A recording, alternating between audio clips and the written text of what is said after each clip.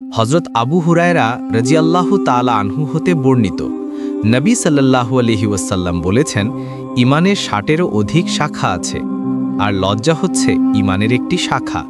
মুসলিম শরীফ হাদিস নম্বর ৩৫, আহমদ শরীফ হাদিস নম্বর ৯৩৭২।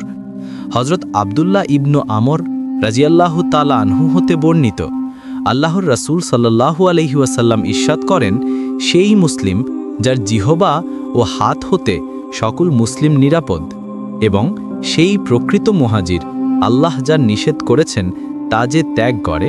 মুসলিম শরীফ হাদিস নম্বর ৪০, আহমদ শরীফ হাদিস নম্বর ৬৭৬৫। হজরত আবু মুসা রাজিয়াল্লাহু তাআলা আনহু হতে বর্ণিত, তিনি বলেন, তারা জিজ্ঞেস করলেন, হে আল্লাহ রাসূল, ইসলামে কোন জিনিসটি উত্তম? তিনি বললেন, যার জিহবা ও হাত হতে মুসলিমগণ নিরাপদ থাকে। মুসলিম শরীফ হাদিস নম্বর ৪২, আহমদ শরীফ হাদিস নম্বর ৬৭৬৫।